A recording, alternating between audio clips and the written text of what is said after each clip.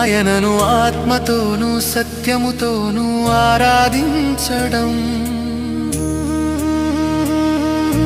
పండుగ అంటే కేవలం విందులు కాదు, ఆయనను ఆత్మతోనూ సత్యముతోనూ ఆరాధించడం.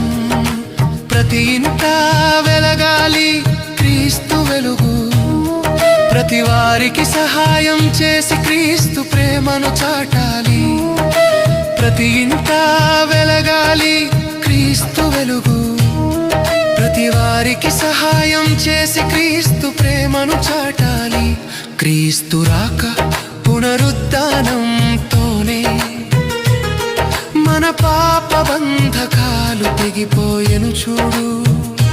క్రీస్తు రాక పునరుద్ధానంతోనే